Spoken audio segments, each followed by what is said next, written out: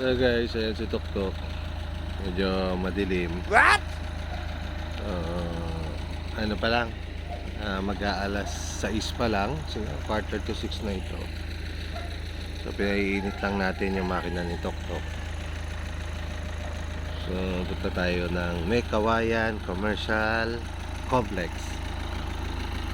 So, good morning! Andito na kami sa MCC. Mga nilinis na nila ngayon, oh.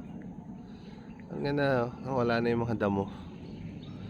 Mga pinalinis, tapos nalagyan na ng kubol. Dati doon kami nakapwesto. Andito kami. So ayan, oh. Ganda na. Ayun si Tuktok. Pakarumi si Tuktok, mamaya pakarwas natin yan. Trish! Shhh! Ay, iniwan na kami ni Trish. Sumunod na doon. So ito lang Cebu. Ayan, Cebu, pero si Trish andun na. Sumunod na doon sa kanyang mami. Wala, mag-walk na kami mga amigo.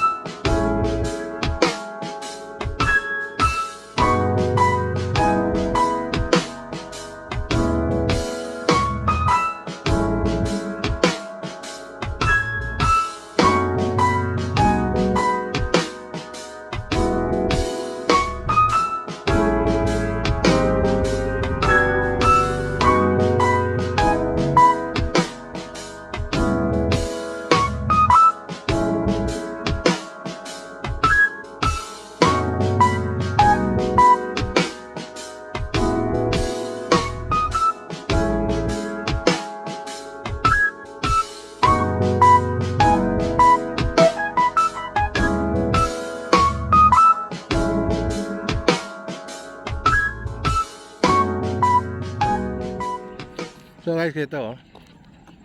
Ngayon ng pandesal din. Pandesal na yan, no?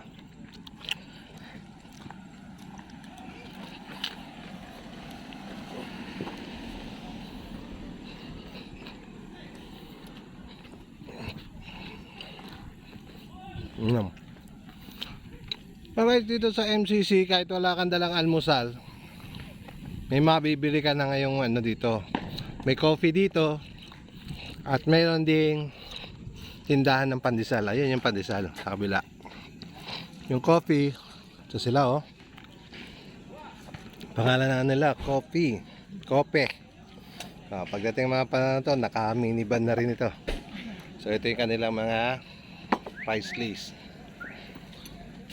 So ano pangalan nila? Kope. Ayan yung may-ari ng kope. Ayun yung kanyang may Mrs. bahay. Bahay. Ito, sir. Sige, sandali lang. Halika natin, sir.